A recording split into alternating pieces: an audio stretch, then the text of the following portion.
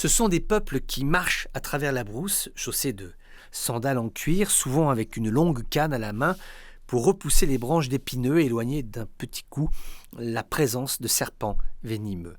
Ce sont des hommes aux yeux rougis par le soleil de l'Afrique de l'Est, ces immenses plaines arides où nombre de points d'eau ont disparu sous la poussière et le sable du réchauffement climatique.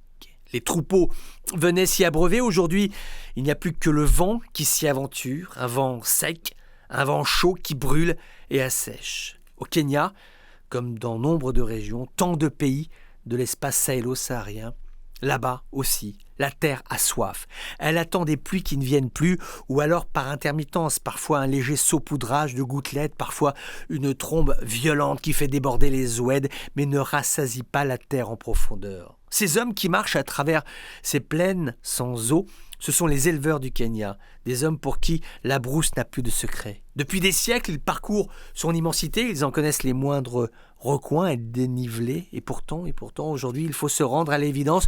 Connaître un pâturage ne suffit pas pour savoir où l'herbe pousse. La nature est devenue trop changeante, trop imprévisible. Pour faire face à cette situation, une société spécialisée dans le monde des technologies, Amfratech, a développé une application pour smartphone des éleveurs. C'est un projet qui est financé par l'Union européenne. Et c'est un projet qui vise à faciliter l'accès au pâturage. L'application utilise des images satellites pour indiquer aux éleveurs les zones de pousse d'herbe. Là où les puits sont encore un petit peu pourvus d'eau, les plaines qui reçoivent par exemple quelques minutes, parfois ça ne dure pas plus longtemps, un peu de pluie et vers lesquelles se diriger. L'enjeu est d'importance car le secteur de l'élevage au Kenya représente 12% du produit intérieur brut. Ce sont des emplois, des familles, des villages, des régions entières qui vivent de cette agriculture dans ce triste capharnaüm climatologique.